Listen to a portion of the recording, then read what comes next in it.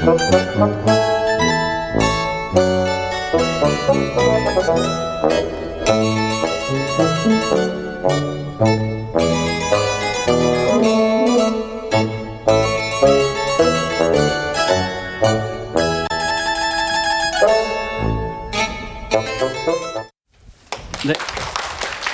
네, 반갑습니다. 네, 지난주 이어서, 네, 이번 주차의 주제는 같이 한번 읽어볼까요? 인공지능 시대. 네, 요즘은 그 교사분들이시나 아니면 이렇게 부모님들 이렇게 만나는 자리에 가면 제가 이제 첫 질문을 주로 뭐라 하냐면 지금 여기 계시는 분들이 지금 미래 세대 청소년들에게 가장 부정적인 영향을 미칠 네, 영순이다. 왜냐하면 20세기 교육의 마지막 세대십니다. 지금 이렇게 만나는 분들은, 아이들은 이제 미래 세대의 주역은 인공지능과 경쟁하는 첫 세대입니다. 그래서 20세기 교육 패러다임, 교육의 틀, 그런 교육의 컨텐츠, 이런 교육에 대한 인식, 공교육이라는 건 200년 역사를 갖고 있습니다. 200년 전에는 태어난 모든 국민들이 태어나서 그 나라의 국어, 그 다음에 뭐 수학, 과학을 다 배웠을까요? 안 배웠을까요? 공통적으로 배우지 않았습니다. 네, 우리로 보면 이제 1차 산업혁명, 대량 생산 체계가 일어나고 나서 수학을 알아야겠다. 기본 과학적 체계를 알아야겠다라고 해서 이제 어떤 전체에 대한 국민들의 어떤 교육이 일어났지, 그 이전에 우리가 조선시대, 삼국시대 생각하면 그런 체계적인 교육을 모두가 배운 건 아니었어요. 그리고 지금은 그런 언어와 또 과학과 이런 지구에 대한 지구과학, 뭐 수학 이런 것들을 이제 공통적으로 배운 역사는 그렇게 오래되지 않았습니다. 근데 지금 이제 20세기 교육의 마지막 세대와 21세기 첫 인공지능과 경쟁할 세대와의 만남이라 전달하셔야 될 것은 어떤 삶에 대한 철학과 가치이지, 교육에 대한 내가 배웠던 교육의 방식, 교육에 대한 어떤 컨텐츠, 진로 특히 이런 것들을 강조하거나 강요하면 안 된다는 거예요. 그렇게 했다간 지금 전 세계 많은 석학들도 인류의 사회의 미래가 어느 방향으로 갈지 모릅니다. 그런데 지금 너는 어떤 사회, 어떤 영역, 어떤 진로에 가야 되고 막 이런 것들을, 그것도 가장 영향이 큰, 그것도 20세기 교육의 마지막 모델을 배운 교사와 부모들이 강요한다는 건 아주 위험한 사실 일입니다. 그래서 철학 있는 부모, 요즘은 이제 이런 게 중요합니다. 그리고 책을 읽어라 이런 게 아니라 뭘 하면 될까요? 내가 책을 읽는 모습을 보여주기만 하시면 됩니다. 그게 인간의 어떤 미러 뉴런, 겨울신경세포 이런 거 혹시 들어보셨을 텐데요. 가장 영향을 많이 받는 건 나의 엄마 아빠가 어떤 삶의 철학을 갖고 어떤 방향으로 인생을 살아가는가에 대한 가치관이 전달되면 베스트입니다. 그래서 틀은 깨고 가치는 높인다. 이게 요즘 미래 교육의 방향입니다. 그래서 오늘은 이 인공지능이라고 하는 인류 사회에 몰아닥친 이 화두를 가지고 인간의 뇌의 특별함을 어떻게 깨울까에 대한 그 좀 궁금증을 한번 살펴보도록 할까요? 네. 지난 2016년 3월 인류의 달 착륙에 비견될 만한 사건이 일어났죠. 네, 이게 무슨 사건이었죠? 네, 알파고라는 구글이 보유한 1200대의 컴퓨터와 그 답이 없는 환경에서도 답을 찾아내는 이 인공지능 알고리즘이 탑재된 1200대의 컴퓨터와 바둑 챔피언 한국의 이세돌 구단과 맞붙었습니다. 사실은 많은 사람들은 대다수가 인간이 이기지 않을까라고 예상을 했고요. 그게 이제 불과 10수년 전만 해도 거의 불가능하다고 얘기했던 일이 인공지능이 인류 바둑 챔피언을 잘 이겼죠. 한판 인간이 이겼죠. 네, 제가 그 사국을 봤습니다. 네, 그래서 저도 5시간 내내 보면서 대단하다. 저도 제가 대학원 때 인공지능 관련 알고리즘을 가지고 논문으로 썼던 적이 있어서 저도 굉장히 유심 있게 봤는데 인류가 90년대 후반인가 그 체스 챔피언을 이겼어요, 컴퓨터가. 그리고 안 일어날 거라고 봤어요, 바둑은. 왜 안 일어날 거라고 봤느냐? 이것 때문이었죠. 인공지능 분야에 이제 모라백의 역설이라고 하는 아주 유명한 문구가 있는데요. 인간에게는 어려운 게 로봇은 쉽고 인간에게 쉬운 게 로봇은 어렵다. 3786 곱하기 2748. 네, 이러면 잘 모르죠. 네, 고양이, 강아지 구분하시죠? 한 3, 4살짜리 구분할까요, 못할까요? 한 3, 4살 아이면 고양이, 강아지 구분하나요? 구분 쉽게 하죠. 세계 최대의 슈퍼컴퓨터도 고양이, 강아지를 쉽게 구분하지 못합니다. 불과 한 4, 5년 전에 고양이와 인간을 이렇게 분류하는데 1박 2일 걸렸습니다. 그때 최초였죠. 컴퓨터는 답이 주어져야, 데이터가 주어져야 그거를 기반으로 학습을 해서 거기에 적합한 매칭의 답을 알려주지, 인간은 예를 들면 강아지, 개를 학습한다고 보면요, 셰퍼드, 이게 셰퍼드야, 이거 개야, 그 다음에 진돗개, 또 개의 종류를 막 우리 아이들한테 알려주고 나면 갑자기 불독을 보면, 한 번도 안 본 불독을 보면 아이가 얘가 개라고 알까요, 모를까요? 불독을 처음 봐도 알죠? 근데 알려 주셨습니까? 저기 해바라기, 할미꽃, 이렇게 꽃 같은 걸 알려주고 마지막에 약간 형태가 다른 안개꽃을 이렇게 딱 보여주면 얘가 꽃이라고 아나요, 모르나요? 알죠? 어떻게 알을까요? 안 배웠는데? 안 봤는데? 네, 직감. 훌륭하십니다. 인간은 패턴을 인식합니다. 많은 양의 학습을 하지 않더라도 거기에 공통적인 패턴을 추출해서 그거를 플라워, 꽃이라고 아는 거예요. 의자의 형태가 아무리 달라도 이런 특징들을 공통적으로 갖고 있고, 컴퓨터는 4다리를 갖고 있고 수염이 있고 이런 게 예를 들면 강아지한데, 예를 들면 쩔뚝거리는 강아지를 보여주면 컴퓨터가 혼란을 일으키겠죠. 이 4다리인데 다리가 하나가 이상한데, 이런 혼란을 일으키지만 인간은 아닙니다. 인간은 특정한 답이 없어도 패턴을 인식해서 거기에 가장 적합한 걸 알아차릴 수가 있습니다. 인간 뇌의 아주 위대한 독창적인 능력이죠. 그리고 거기에 이제 추론, 직관, 이런 기능들이 들어갑니다. 또 미래 예측, 이런 게 들어가는데 컴퓨터는 그게 안 됐어요. 그런데 알파고 사건으로 이게 이제 깨어지기 시작했습니다. 바둑은 혹시 바둑 두시는 분들 시간 내에 계산으로 해서 뚫을 수 있는 게 아니에요. 네, 그래서 계산으로 안 된다는 건 답이 없거든요. 바둑은 무한한 수가 있다고 하죠. 그래서 직관과 추론의 기능이 있지 않으면 최적의 이 착점을 두기가 어렵습니다.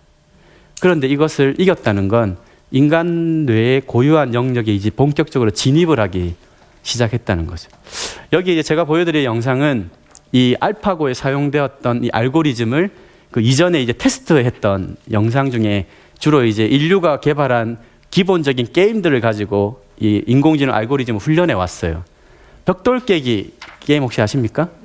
지금 보여드리는 게 벽돌 깨기 게임인데요. 이세돌과 붙기 전에 이 구글의 딥마인드라는 회사에서 이 벽돌 깨기 게임에 알고리즘을 탑재한 거예요. 인공지능 알고리즘을. 그런데 벽돌 깨기의 게임의 규칙을 알려주지 않습니다. 그냥 컴퓨터가 게임을 하는 거예요. 그러다가 스스로 쳤습니다. 그런데 어디까지 가는지 한번 보실까요? 네, 지금 보시는 게 그 이세돌과 붙었던 알파고가 이전에 이렇게 막 훈련했던 벽돌 깨기 영상인데요. 이게 이제 10분간 이렇게 하는 겁니다. 근데 많이 이제 공을 놓치죠? 여러분들하고 비슷하죠? 네. 이게 이제 10분 정도 훈련하니까 저 정도 하는 거고요. 2시간이 이제 훈련이 지나면 조금, 저 정도면 이제 그냥 초급자 정도 수준 되는 거죠. 근데 컴퓨터가 2시간을 이렇게 스스로 훈련한 거예요. 이제 게임 규칙을 알아차리기 시작합니다. 그래서 저 정도면 한 인간의 한 중상급 정도 잘 봤죠? 이제 게임 규칙을 스스로 알아차린 거예요. 이렇게 공이 떨어지면 안 되겠구나. 어디에 위치를 해야겠구나. 그래서 아주 빠른 속도로 저 정도면 이제 거의 상급 정도. 근데 2시간이 지나고 아주 개발자들도 예상하지 못했던 일이 벌어집니다. 자, 이게 이제 4시간이 훈련이 지난 시점에 벽돌 깨기를 가장 잘하는 방법. 코너를 공략해서 공을 올린다. 이게 이제 저 공이 어디로 가는지 보십시오. 네, 공을 계속 왼쪽으로 보내죠. 그래서 공을 위로 올려버리는 거예요. 네. 놀랍지 않습니까? 네, 저게 요즘에 이제 AI, Artificial Intelligence라고 하는 인공지능이 과연 어디까지 갈까에 대한 많은 좀 경외감도 갖지만 두려움을 갖는 겁니다. 계단식 발전이 아니라는 거에 대한 위험성을 갖습니다. 그래서 뭐 스티븐 호킹 박사나 우리 테슬라, 스페이스X의 CEO인 일론 머스크 같은 경우는 인공지능 기술에 대한 규제를 해야 된다, 이제부터라도. 그래서 이 특이점이라고 하는 싱귤레러티 시대가 올 수 있다. 특이점의 시대란 건 인간의 지능을 뛰어넘는, 그리고 자의식을 갖는 로봇이 나를 스스로를 로봇이라고 알아차리게 되면 네, 위험한 상황이 될 수 있다. 터미네이터 같은. 물론 대다수의 학자들은 네, 아직은 아니라고 얘기합니다. 왜냐하면 인간도 내가 나를 어떻게 알아차리고 내가 어떻게 뭔가를 하는지 잘 모르죠. 네, 어떻게 발생하는지 잘 모릅니다. 인간의 의식이라는 현상 자체가. 기본은 많이 알려져 있지만. 그래서 하필이면 왜 그러면 지금일까? 왜 하필이면 지금 저 알파고 인공지능 시대가 나와서 우리 아이들이 이렇게 고생을 해야 될까? 갑자기 은행 점포가 없어지기 시작하고, 네, 점점 없어지죠? 네, 스마트폰으로 뭐 은행 거래를 할 수 있는 시대. 네, 무역을 하는 이렇게 교류는 점점 좀 낮아지는 것 같고, 모든 게 자동화 시스템이 되어가는 이 시점에 과연 인간만이 할 수 있는 건 뭘까? 왜 지금 시대일까에 대한 답은 여기 보시면 60년대, 70년대 컴퓨터, 대형 컴퓨터, 정보를 이제 대형 컴퓨터에 보관했죠. 그 다음에 PC, 퍼스널 컴퓨터, 집에 개인용 컴퓨터에 정보를 보관하기 시작하고, 그 다음에 인터넷, 이 정보가 연결되기 시작하고, 그 다음에 스마트폰, 이렇게 이동할 때 모든 이동 정보를 스마트폰에 교류하고, 그 다음에 사물 인터넷, IoT, 사물 간에도 정보를 교류하고, 그래서 빅데이터 시대라고 요즘 얘기합니다. 그래서 인공지능 시대가 도래하게 된 결정적인 배경이 학습에 가장 유리한 정보의 사회가 된 거죠. 정보가 넘쳐나니까 인공지능 알고리즘이 이제 플러스가 되면 이제껏 볼 수 없었던 인공지능의 새로운 역사가 지금 시작되고 있습니다. 과거에 연결이 끊어졌을 때는 없었던 일들이 연결성의 사회, 초연결성의 사회가 되면서 되고 있어요. 이것을 우리가 뇌 입장에서는 조금 어떻게 바라봐야 될까? 지금 아침에 일어나셔가지고 30분 안에 나는 스마트폰에 손을 대지 않는다. 네, 손을 대지 않는다. 이거 한 30분 중에 한 분 계시네요. 화장실 갈 때 나는 가져간다. 네, 남성분들이 원래 많이 가져가십니다. 여성분들은 거의 잘 안 가져가고. 이게 요즘에 뇌과학계에서도 이슈예요. 디지털 문명 사회. 지금이 이제 정보화 사회인데요. 지금이 정보화 사회면, 요즘 스마트폰 얘기 나오니까 제가 바로 얘기 드리면, 컴퓨터 혁명을 이끈 빌 게이츠는 참 아이러니하게도 14세까지 스마트폰을 금지한다. 자기가 컴퓨터 혁명을 일으키고 나서 정작 본인의 자녀와 가문의 교육법으로는 스마트폰을 14세까지 금지하고 집에서 이런 디지털 기기를 쓰는 것도 제한을 합니다. 왜 그러냐라고 인터뷰가 나왔었죠. 네, 스스로 생각하는 법, 인간만이 갖고 있는 이 고유의 기능을 개발하는 것이 지금 같은 디지털 사회에서 너무나 중요하기 때문에 가문의 교육법이다. 그래서 많은 전 세계의 어떤 그 석학들, 그리고 어떤 이런 교육에 앞서가는 것들은 인간만이 갖고 있는 감성, 인간만이 할 수 있는 거, 이것들을 이제 깨우는 쪽으로 미래 교육 방향이 가고 있습니다. 2~3살짜리가 보니까 이렇게 아이가 울고 있으면 엄마가 스마트폰을 주면 아이가 울음을 거칩니다. 네, 아이의 뇌가 스마트폰 외부적 자극에 종속된 거죠. 위험한 겁니다. 그 어릴 때 유연한 뇌의 여러 가지 감성과 이런 생명과의 교류, 자연을 느끼고 그런 것들, 사람과의 어떤 태도를 배우고 해야 될 시기에 디지털 기기에 반응이 확 바뀐다는 건 뇌 상태가 이미 디지털 기기에 종속되어 있는 거예요. 근데 그런 건 굉장히 이제 위험한 방식입니다. 그래서 우리의 선조들이 했던 거, 네, 호연지기를 기르고 몸과 마음을 함께 이렇게 막 단련하고 이런 게 굉장히 오히려 지금 미래 교육 방식으로 돌아와야 됩니다. 우리 다중지능 했던 거 기억하시죠? 다중지능의 처음에는 하워드 가드너 교수가 7개의 지능을 발표했습니다. 10년이 지나서 8번째 발표한 지능이 자연지능이에요. 자연의 이런 흐름을 탐색하고 알아차리는 능력. 왜? 교육에 있어서 이런 자연과의 교류가 너무나 중요하기 때문에. 그 다음 발표한 9번째가 실존지능. 뇌의 방향성을 갖는 거. 이제 얼마나 올바른 방향으로 쓸 거냐. 그게 지금 중요합니다. 지금 인공지능 시대에는 그래서 그게 대두가 되고 있어요. 우리가 이제 이 인공지능 시대를 이해할 때 우리가 뇌를 이해하는 좀 기전이 필요한데요. 지금 시대는 모든 것이 연결된 정보화 사회. 맞습니까? 네, 정보화 시대라고 얘기합니다. 그럼 우리 뇌는 어떤 뇌일까? 뇌를 바라보는 좀 기제를 이제부터 좀 공부할 텐데요. 제가 지금 화면에 보이는 뱀을 이 자리에서 확 풀어버리면 어떻게 될까요? 네, 대부분 혼비백산 도망가시겠죠? 근데 왜 도망갈까요? 도망가는 사람만 있을까요?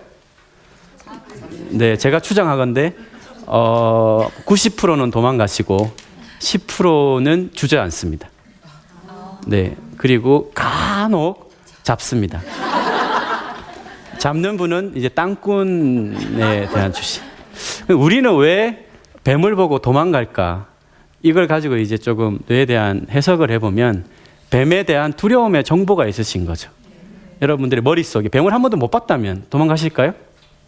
호기심일 수도 있겠죠. 네, 뱀에 대한 두려움의 정보가 여러분의 뇌 속에 정보로 저장되어 있는 거예요. 그분들이 대부분 19은 그렇기 때문에 도망가고요. 주저앉는 분들은 왜 주저앉을까요? 네, 사리분별 도망가려면 뱀에 대한 정보가 이렇게 망막에 맺혀서 시상을 거쳐서 시각중추에 도달했다가요. 이거 척두엽으로 가서 감정에 대한 뱀에 대한 감정적 기억이 더 씌워져서 전두엽을 이동해서 전두엽에서 판단을 내려야 됩니다. 도망가자. 그래서 이게 한 0.1초 걸립니다. 그게 기본 프로세스예요. 그런데 이 편도라는 우리가 이렇게 좌우의 측두엽에 아미그달라는 편도체가 있는데 공포와 부정적 감정 기억을 저장을 따로 하고 있어요. 그래서 아마 과거에 뱀에 물려봤거나 뱀에 대해 굉장히 혐오스러운 기억이 있거나 하는 분들은 이 순서를 따르지 않고 편도가 엄청난 반응을 합니다. 그러면 그 자리에서 주저앉습니다. 결국은 여러분의 뇌 속에 그 대상에 대한 어떤 정보가 들어가 있느냐에 따라서 행동, 체계, 사고, 패턴의 반응이 달라진다는 거예요. 인간의 뇌는 정보를 입력받고 처리해서 출력하는, 그래서 정보 처리 기관. 잡는 분들은 땅꾼인데 땅꾼은 두려울까요? 안 두려울까요? 두렵죠. 두렵지만 내 생존 먹거리에 대한 인지적 판단의 정보가 더 강하기 때문에 잡으시는 거예요. 그래서 우리가 뇌를 이해할 때는 뇌는 정보 처리 기관. 우리 지금 살아가는 이 시대는 정보화 사회. 엄청난 양의 정보가 밀려들고 있습니다. 지금 시대를 이해하는 인공지능 시대는 정보화 사회의 출현으로 인해서 발생했다고 했죠. 그러면 아침에 일어나서 이렇게 스마트폰을 보고 일어납니다. 길거리를 가다가도 버스를 타도 지하철을 타도 스크린을 보죠. 뭐 직장 다니시는 분들 직장에 가면 PC에 또 스크린을 봐요. 집에 오시면 집에 또 TV를 켜고 또 스크린을 봅니다. 끊임없이 스크린으로 주고받는 세상. 과거는 그렇게 했을까요? 과거는 몸을 움직였죠. 몸을 움직이고 어떤 감성의 교류를 하고 육체적 움직임을 통해서 주고받는, 그리고 사고, 판단. 그래서 요즘은 눈을 검색하면, 궁금하면 검색하고요. 뭘 안 할까요? 사색을 하지 않습니다. 검색하되 사색하지 않습니다. 검색은 내가 정보를 그냥 검색하는 거고, 사색은 동물이 할 수 없어요. 눈을 감으면 잠을 잡니다. 눈을 감고 할 수 있는 특별한 기제가 뭐가 있을까요? 상상할 수 있죠. 근데 요즘은 눈 감으면 잠만 잡니다. 네, 상상이란 기제는 온데간데 없습니다. 상상을 못한다는 건 내가 새로운 뇌 속에 뭔가 기존에 없던 정보를 떠올리지 않는다는 거예요. 상상은 동물이 할 수가 없습니다. 시간의 전후를 옮겨 다닐 수가 없어요. 왜? 내가 나라고 알아차리지 못하기 때문에. 여러분들은 내가 인간인지 아시죠? 그러면 3년 전에 나는 어떤 사람이었다는 걸 성찰하실 수 있으시죠? 그래, 내가 3년 전에 어떠했어? 뭘 잘못했어? 뭘 잘했어? 이런 걸 떠올릴 수 있습니다. 현재 내가 있는 이 시간에서 시간을 과거로 돌렸을 때 과거의 나란 존재의 기억을 투영할 수 있어요. 거기에서 이제 성찰이라는 걸 할 수 있어요. 나에게 질문을 던지는 거죠. 그리고 지금의 나에서 시간을 미래로 한 1년, 3년 돌렸을 때 3년 후에 나는 어떤 사람이 될 거야 라고 떠올려 보실 수 있죠. 집에 혹시 강아지, 고양이 기르시는 분 계신가요? 조금 있으시네요. 집에 예를 들면 강아지가 고양이가 나는 어떤 고양이였어. 나는 3년 전에 어떤 고양이였어. 그러니까 이걸 좀 바꿔야겠어. 나는 3년 후에 나는 어떤 고양이가 될 거야. 그래서 지금부터 계획을 세워서 이런 거 노력하고 이런 걸 못한다는 겁니다. 그래서 동물은 애니멀 브레인은 현재만 살아갑니다. 왜? 시간이 지난 나의 새로운 상을 떠올리지 못하기 때문에. 의식의 자의식이 아주 좁은 자의식을 갖는다라고 표현해요. 인간은 고차의식을 갖는다. 동물은 1차 의식을 갖는다. 이런 표현도 쓰는데요. 그래서 인간은 미래의 나를 떠올리지 않고 현재에 주어지고 종속된 삶의 반응만 해서 살아가면 동물적 삶이 됩니다. 그리고 더군다나 지금 같은 인공지능 시대가 되면 더 위험하게 됩니다. 나라는 존재가 희미하게 되는 거죠. 인간만 할 수 있어요. 나는 누구인가? 나는 무엇을 할까? 나는 어떤 꿈을 꿀까? 나의 장점과 강점은 뭐지? 이런 인생의 드라마를 고민할 수 있거든요. 근데 이런 게 이제 인공지능 시대 교육의 기제에 듬뿍 들어와야 됩니다. 뇌는 정보 처리 기관이다. 이것은 조금 쉽게 얘기하면 길거리를 이렇게 제가 이렇게 걸어가고 있습니다. 길거리를 걸어가다가 제가 오늘 굉장히 피로해요. 피로하면 길거리에 어떤 간판이 먼저 들어올까요? 내 몸 상태가 엄청 피로하면 사우나 간판이 빨리 들어올 수 있겠죠. 바카스. 그런 거 좋습니다. 네, 뭔가 나의 뇌 속에 기억되어 있는 걸 떠올릴 수도 있죠. 근데 평상시는 그런 게 눈에 안 들어오다가 나의 이제 신체, 뇌 상태에 따라서 정보는 끊임없이 입력되고 있습니다. 여러분들이 인지하든 인지하지 않든 정보는 들어오고 있어요. 그 중에서 내가 처리하는 걸 선택하는 겁니다. 그런데 이제 나의 뇌 상태가 이렇게 조금 신체 상태가 안 좋으면 나의 신체 상태를 되돌리고 싶은 맞는 적합한 정보에 내가 딱 선택을 하게 되겠죠. 근데 예를 들면 저는 이제 어릴 때부터 만화를 좋아해요, 개인적으로. 그래서 어느 지역을 가도 만화방 간판은 빨리 들어옵니다. 왜냐? 저의 뇌 속에 그런 정보가, 그런 신경망이 만들어져 있겠죠. 그래서 여러분 똑같은 어떤 상황이 주어져도 우리 아이들은 그 아이의 뇌 속에 어떤 정보가 많고 질이 높으냐에 따라서 반응 체계가 다 달라진다는 겁니다. 그래서 다 달라요. 그 아이의 그 단기적인 상태, 그 아이의 장기적인 상태에 따라서도 다 다릅니다.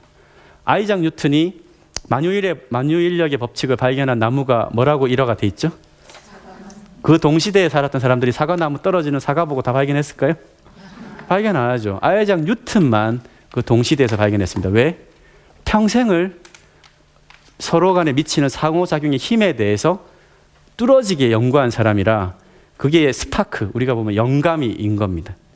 그래서 나의 뇌 속에 평상시 어떤 정보를 받아들이고 내가 어떤 정보를 선택하고 어떻게 출력하느냐에 따라서 나의 어떤 인생 드라마가 결정된다. 우리가 이제 뇌를 그래서 정보 처리 기관이라고 이해하면 조금 더 이제 뇌를 접근하기가 쉬워집니다. 그래서 뇌를 정보를 입력받고 처리해서 출력하니까 좋은 정보 받아야 될까요? 안 좋은 정보 받아야 될까요? 좋은 정보를 받아야 돼요. 주변에 안 좋은 정보를 두는 사람이 있으면 멀리 하셔야 됩니다. 인간은 이 전이가 굉장히 빠릅니다. 옆에서 하품하면 나도 하품합니다. 옆에서 우울하고 있으면 나도 우울해집니다. 이게 이제 미러 뉴런, 거울 신경세포 작용이라고 하는데, 그래서 엄마가 우울해 있으면 아이도 우울합니다. 엄마가 책을 읽어야 아이도 책을 읽습니다. 책을 읽으라고 하면 책 안 읽습니다. 그래서 정보의 이런 속성이 우리가 뇌를 이해하는 데 가장 큰데요.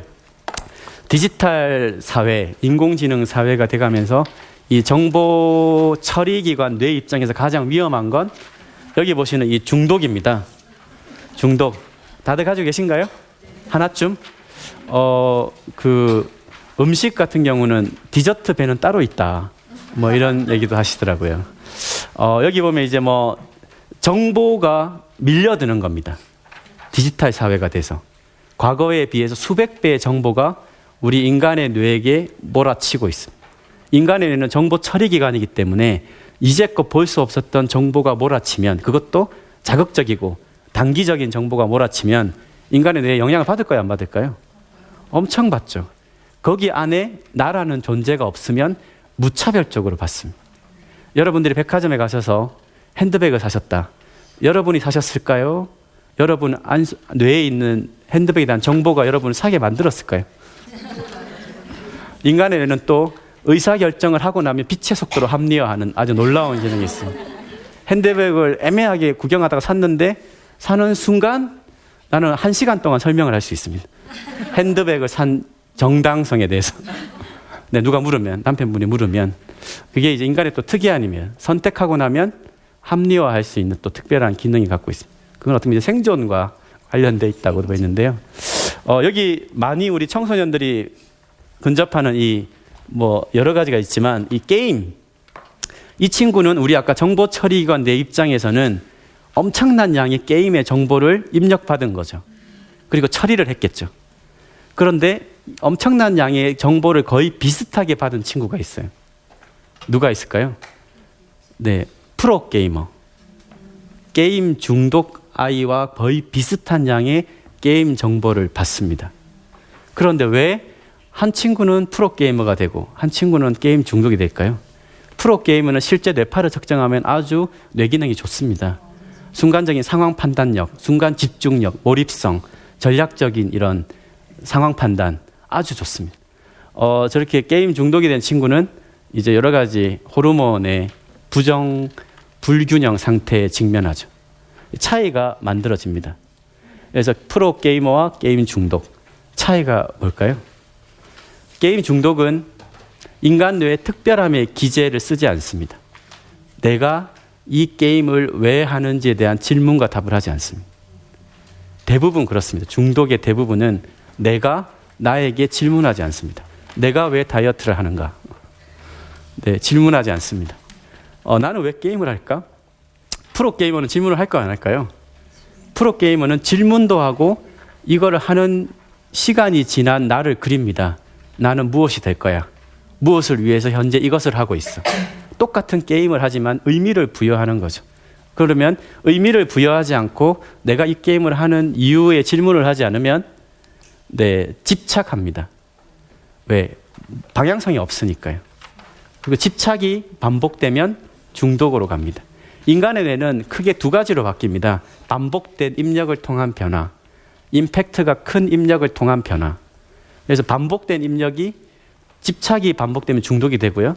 집중이 반복되면 우리가 창의성의 상징이라고도 하는 플로우, 몰입성을 갖습니다. 한 끗 차이입니다.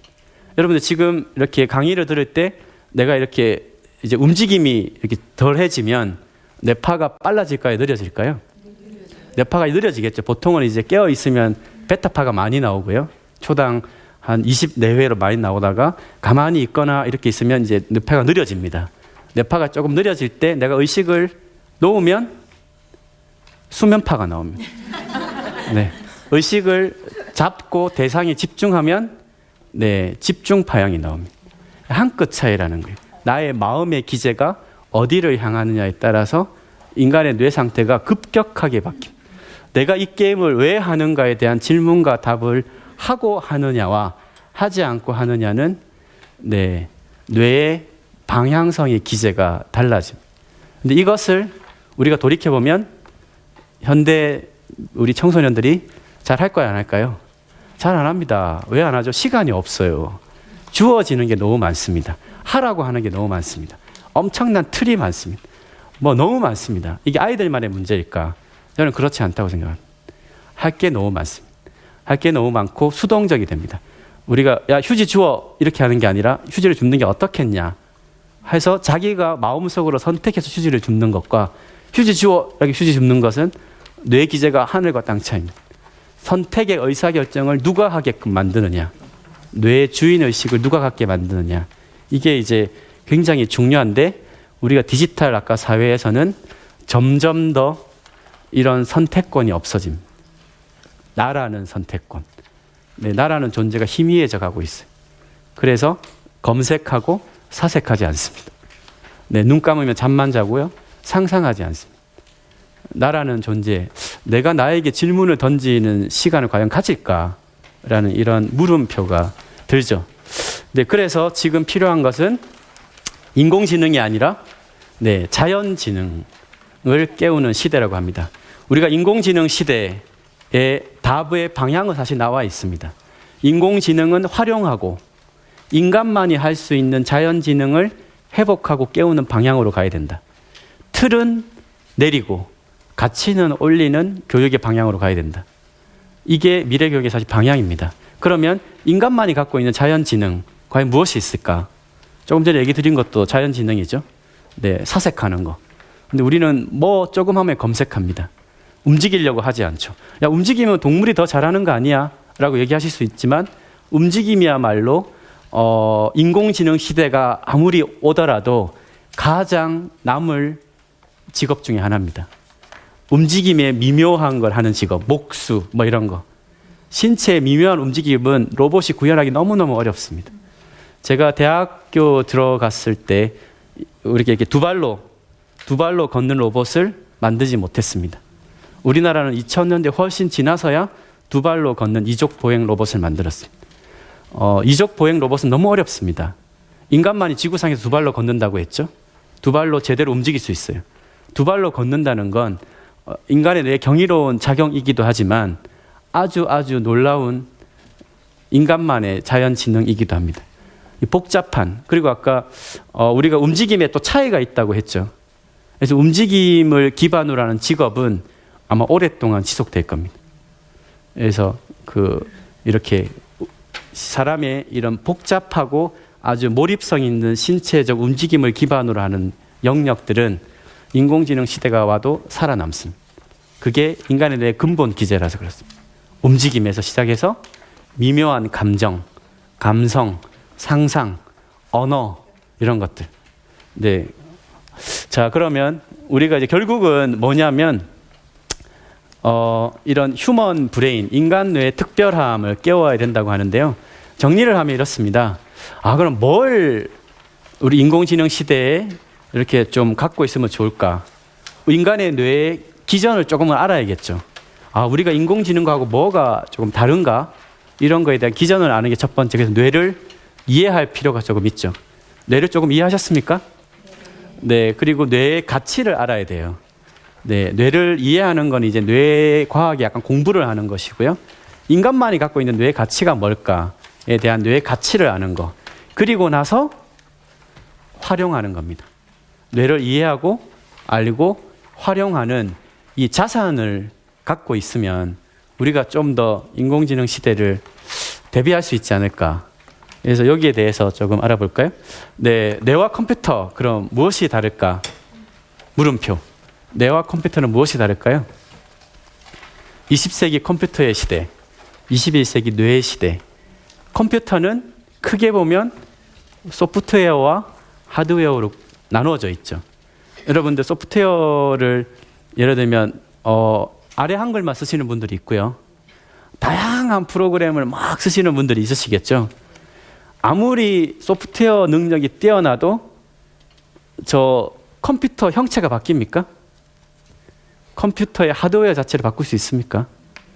컴퓨터는 아무리 소프트웨어가 달라져도 하드웨어가 안 바뀝니다. 그럼 인간의 뇌에 소프트웨어, 하드웨어, 이 뇌의 형이 있잖아요. 그러면 소프트웨어라고 하면 우리가 이제 마음 기제겠죠. 내 마음을 어떻게 먹고 실천하고 하는 우리가 마음 기제. 그 마음 기제, 소프트웨어가 막 활성화가 어떻게 되느냐에 따라서 하드웨어를 바꿀 수 있을까요, 없을까요? 인간의 뇌는 바뀝니다. 바뀐다고 우리가 지난 시간에 배웠습니다. 신경망이 바뀌고요.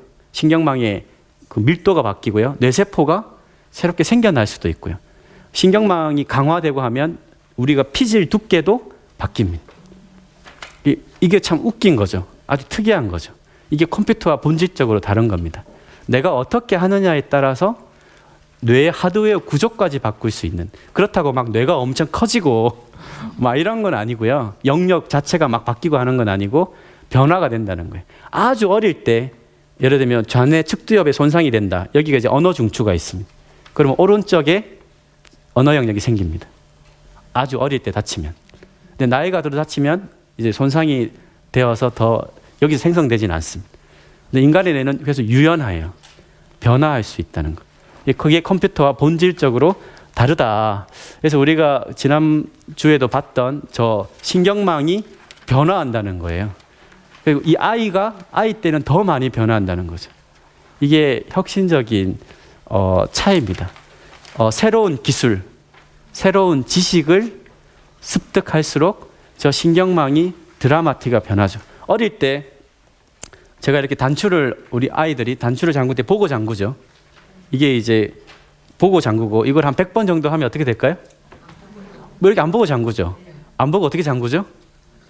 신경망이 강화된 겁니다. 우리 구구단 요즘 몇 살 때 배우나요? 요즘 뭐 배울 때 야 7, 8, 56. 밥 먹다가 야 7, 8, 56. 이렇게 되면 신경망이 강화된 거예요. 학습이 되었다고 표현합니다. 그래서 우리가 처음 하는 것은 이렇게 느리지만 이게 이제 반복적이 된다는 얘기는 우리의 신경망이 점점 밀도가 높아지고 패턴화가 되면 이제 습관화된다, 빨라진다, 익숙해진다, 이렇게 표현합니다. 그래서 이것도 단추도 이제는 뭐 여러 가지 하면서 할 수 있고요. 구구단도 쉽게 외울 수 있고요. 어떤 수학 문제를 봐도 처음에는 엄청 힘들게 풀었는데 그 다음에는 보고 쉽게 다가갈 수 있고요. 저런 게 이제 신경망이 강화되는 겁니다. 인간은 지구상에서 가장 놀라운 학습 뇌 구조를 갖고 있다, 이렇게 표현합니다. 훈련하면 변화합니다. 그것도 새로운 걸 만들어낼 수 있는. 하지만 이것은 차이를 만들어내죠. 사람마다. 왜? 훈련의 양과 질이 다를 거 아닙니까? 그래서 저 신경망의 변화가 요즘은 커넥텀이라는 이론으로 해서 그 사람은 그 사람의 커넥텀이다, 이렇게 표현도 합니다. 왜?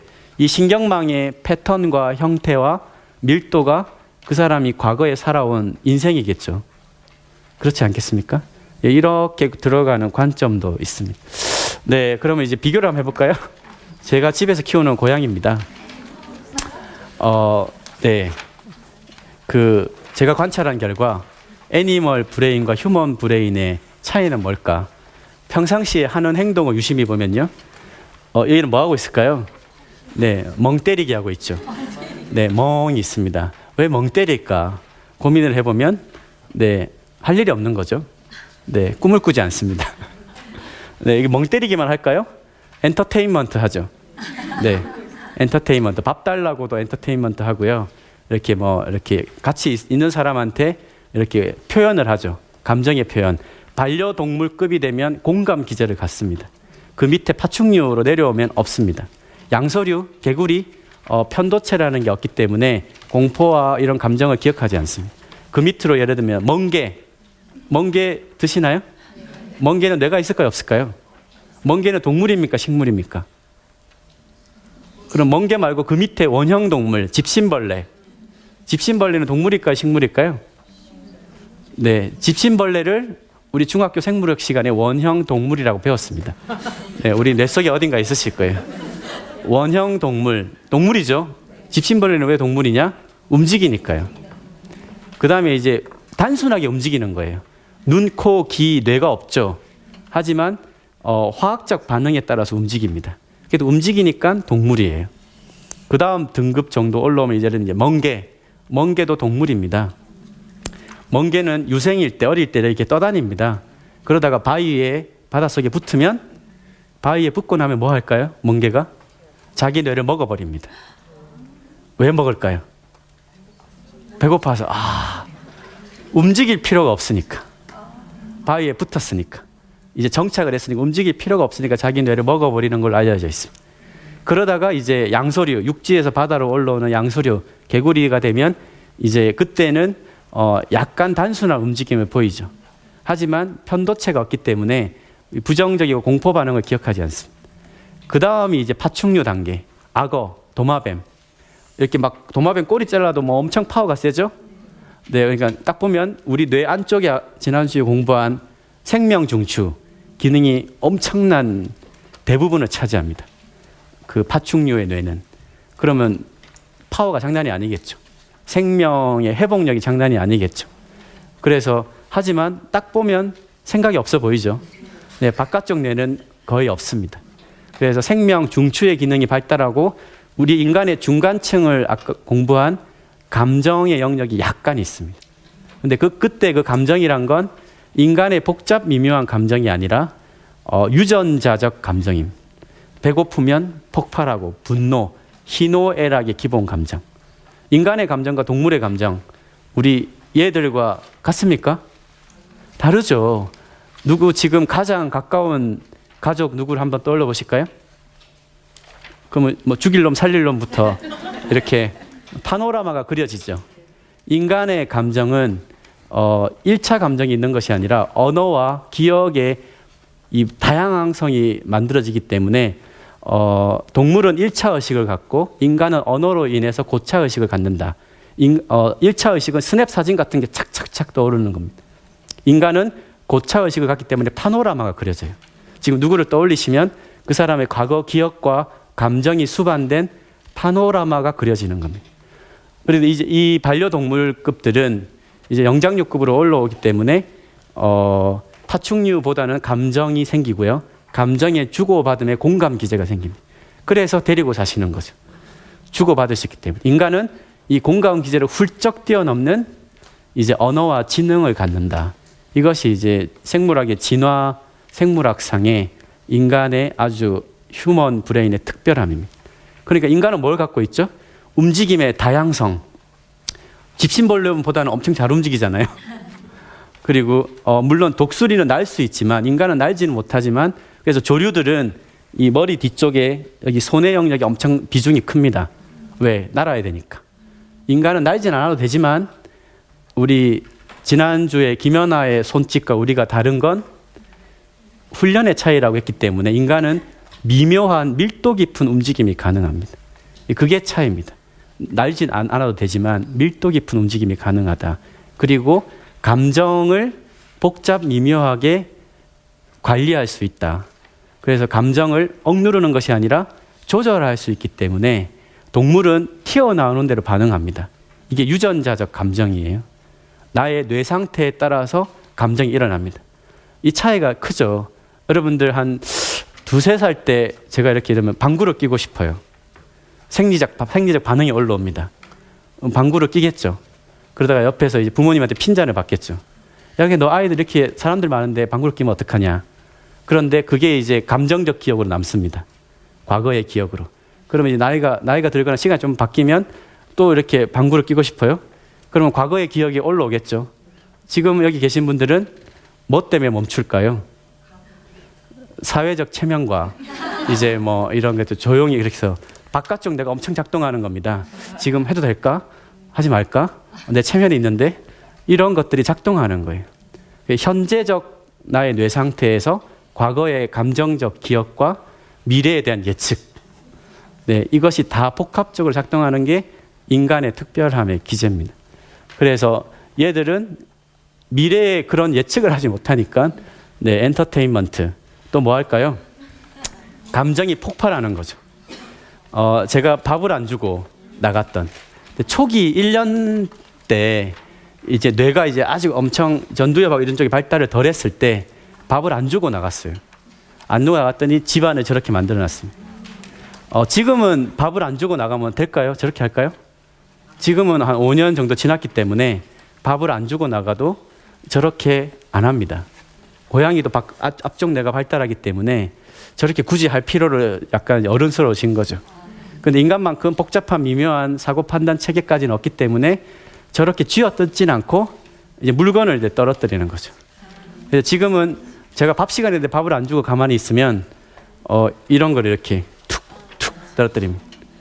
네, 그 정도의 뭐 1차 지능이라고 해야 될까요?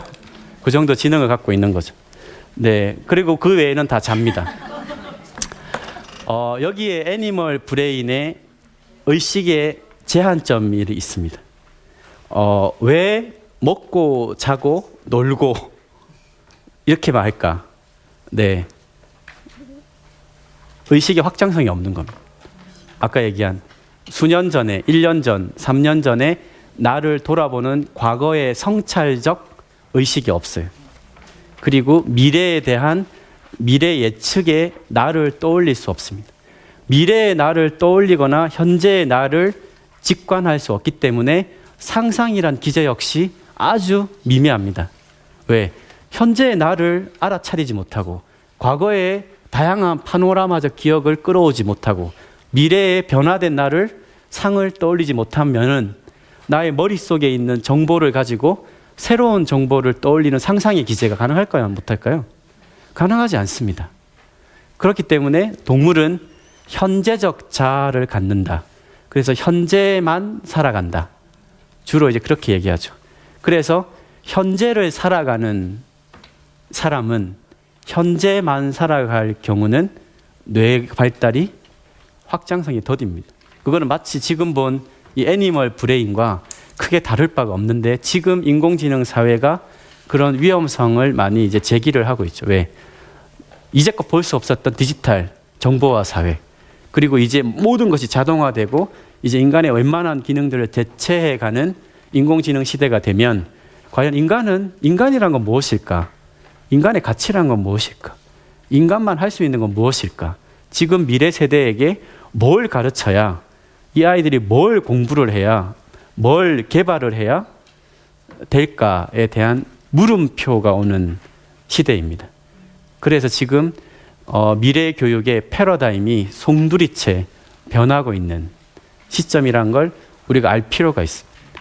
그래서 과연 나이가, 성인도 마찬가지입니다. 나가 아니면 우리 자녀들이 저 동물들이 하는, 제가 또 동물을 학대하는 사람이 아닙니다. 아주 사랑합니다. 그런데 인간 뇌의 특별함의 기제를 좀 우리가 되돌아볼 필요가 있다는 것이죠. 네, 그래서 우리가 뇌 이런 걸로 보면 안쪽 뇌는 현재를 얘기하고요, 주로. 중간 뇌는 감정적 기억이기 때문에 과거, 바깥쪽 뇌는 이제 미래 예측, 이렇게 해서 인간은 동물과 다르게 현재와 과거와 미래 예측을 함께 할 수 있는 생명체입니다. 그러면 나는 지금 현재만 살아가고 있는가? 과거를 성찰하고 있는가? 미래를 떠올리고 있는가? 그런 질문을 하고 있는가? 이것이 미래 교육의 가장 큰 방향이 되지 않을까. 그래서 질문하는 거, 성찰하는 거. 우리는 대표적으로 질문하지 않죠. 그리고 끊임없이 답을 요구합니다. 그래서 오바마 대통령이 과거 미국 재임 시절에 한국의 교육의 중학교 이상을 크게 이렇게 벤치마킹 하지 않고 초등교육 시스템을 많이 환호성했던 이유는 우리나라 중학교 이상이 끊임없이 답을 더 요구하는 시대였기 때문입니다. 이제는 바뀌어야 되지 않을까요? 지금 우리나라가 그래서 바뀌어가고 있습니다. 움직임의 시간을 늘리고 있죠. 스포츠 클럽들도 늘어나고, 초기에는 체육 시간만 늘어났습니다. 그 다음에 이제 개인이 선호하는 움직임을 하는 게 좋기 때문에 학교 스포츠 클럽이 활성화는 아주 긍정적인 방향입니다. 그러다가 이제 좀 더 다른 걸로 가야겠죠. 정서 교육. 그 다음에 답이 안 주어지는 스스로가 문제 해결력을 키우는 교육. 인간의 뇌는 답을 있는 환경에서 정보 처리가 더 좋을까요? 답이 없을 때 좋을까요? 답이 없을 때 다양한 정보 처리가 일어나지 않겠습니까? 그렇기 때문에 답이 없는 것을 찾으려고 할 때 인간의 뇌의 정보 처리가 아주 복잡하게 새로운 정보 처리가 일어납니다. 그게 이제 21세기 창의적 인재의 핵심이라고 하는 문제 해결력을 키우는 또 방향이기도 합니다. 그래서 이런 뇌를 이해하고 알고 활용하는 거라면 20세기 컴퓨터 시대에는 컴퓨터를 운영하는 운영 체계가 있었죠. OS라고 하는. 그럼 인간의 뇌도 이런 뇌를 이해하고 알고 뇌를 좀 의미 있는 방향으로 쓸 수 있는 뇌 운영 체계가 있다라는 거예요. 그래서 그것이 지금 이제 우리 뇌융합 교육 시대에 한국에서 그래도 가장 정립된 뇌교육의 원천 기술이라고 하는 것이 이런 뇌 운영 시스템, 브레인 오퍼레이팅 시스템이라고 하는 뇌를 이해하고 알고 활용하는 운영 체계, 이런 것들을 좀 이해하고 자각하면 나의 뇌를 누구나가 갖고 있지만 뇌를 잘 쓸 수 있지 않을까. 이런 교육과 이런 미래 방향이 좀 필요하다. 두뇌 강국 코리아. 그래서 뇌교육을 다른 관점에서는 21세기 정보화 시대에 있어서 정보 처리 기술이라고 얘기하고요. 교육이기 때문에 교육은 철학과 원리와 방법이 있어야 됩니다. 맞지 않습니까? 그래서 철학은 대한민국의 교육 이념 뭘까요? 대한민국의 교육 이념. 해외 학자들이 아주 높이 평가하는, 네, 나라 세울 때 다 같이 잘 살자. 홍익인간. 이 교육 이념이 지금은 굉장히 많이 유명무실해진 것 같지만 그 인간의 뇌를 개발하고 하는 것에서는 방향성을 의미하기 때문에 너무나 중요합니다. 그런 면에서는 한국이 굉장히 좀 글로벌 휴먼 정신, 인류 보편적 철학을 갖고 있다는 면에서는 우리가 좀 자부심을 가질 필요가 있어요. 그래서 지금은 문구조차도 희미하게 돼버린 이 교육의 철학인데 이거를 지금 미래 교육에 사실 전면에 내세울 필요가 있습니다. 그래서 평화 철학이죠. 그 다음에 누구나 갖고 있는 뇌를 인간 뇌의 특별함의 발달 체계에 맞춘 두뇌 발달 원리. 그 다음에 방식이 이제 지식 위주의 교육이 아니라 체험적 교육 방식 위주로 변화되는 방식이 필요하다. 그래서 요즘에는 다 프로젝트 베이스 수업 이런 것들이 굉장히 글로벌 교육에서 화두로 떠오르고 있습니다. 그래서 지식을 주는 게 아니라 프로젝트를 주고 변화를 스스로 문제를 키워가는, 문제 해결력을 만들어가는. 우리 자녀분들의 문제 해결력을 키우는 방법은 딴 거 없습니다. 스스로 문제를 만들어내게끔 하면 됩니다. 스스로 문제를 만들어내는 아이들. 그래서 이게 왜 한국에 그래도 의미가 있냐? 저는 한국이 반만년의 역사를 갖고 있기 때문에 그렇다고 봅니다. 그래서 뇌로 보면 뇌의 근본 가치를 두 가지 뭐라고 우리가 얘기했죠? 없는 것을 만들어내는 창조성, 뇌의 휴머니즘, 이타심, 인간의 본래의 인간의 가치를 회복하는 평화성. 이런 평화의 가치와 창조의 가치가 우리 선조들이 갖고 있었습니다. 홍익인간, 평화철학, 우리가 몸과 마음을 함께 단련하는 호연지기, 화랑들, 신라의 화랑들이 그런 호연지기도 길렀죠. 우리가 과거 제도는 중국에서 들어온 겁니다. 지식으로 평가하는 지덕체 교육이 원래 우리의 선조들의 국가인재 교육법이었고요. 그 다음에 강제인해, 이거는 3일 신고라는 고대 문헌의 신혼편에 있는 글귀인데 이미 너의 머릿속에 내려와 있다. 우리가 뇌과학은 늦었지만 인간의 뇌에 대한 성찰과 회화는 우리가 앞서 있습니다. 그래서 이런 걸 갖고 있으니까 이제 많은 강점을 갖고 있다. 네, 마지막으로 이 얘기를 드리면요. 오늘 이제 인공지능 시대에서 인간의 뇌의 특별함은 무엇인가에 대해서 좀 얘기를 나눴습니다. 가장 근본은 동물들이 인공지능이 앞으로도 하지 못할 거라고 예상하는 Who am I? 나는 누구인가? 나는 왜 태어났을까? 그리고 나는 어느 방향으로 갈까? 이것이 성찰과 창조라고 하는 측면에서 인공지능 시대에 우리가 가져야 할 자연지능의 핵심 화두입니다. 그러면 과연 그 질문을 나는 누구이고 나는 어떤 삶을 살아갈 것인가 질문을 하고 있을까? 그것이 단순한 질문이 아니라 인간의 뇌의 근본 기제를 깨우는 두뇌의 대표적인 활용 키라는 걸 좀 알 필요가 있다. 저는 그렇게 생각을 합니다. 대한민국은 세계가 인정하는 머리 좋은 국가입니다. 세계 어디를 나가도 그것은 국제사회가 인정하고 있습니다. 하지만 단순히 똑똑한 뇌에서 이제는 좋은 뇌를 원하는 시대이기 때문에 우리의 부모님들이 어떤 마인드를 갖느냐에 따라서 우리 세계에서 가장 머리 좋은 우리 미래 세대가 어떤 방향으로 커갈지가 결정될 것이라고 봅니다. 똑똑한 뇌가 아니라 좋은 뇌를 키우는 부모님들이 되시길 부탁드리겠습니다. 감사합니다. 네.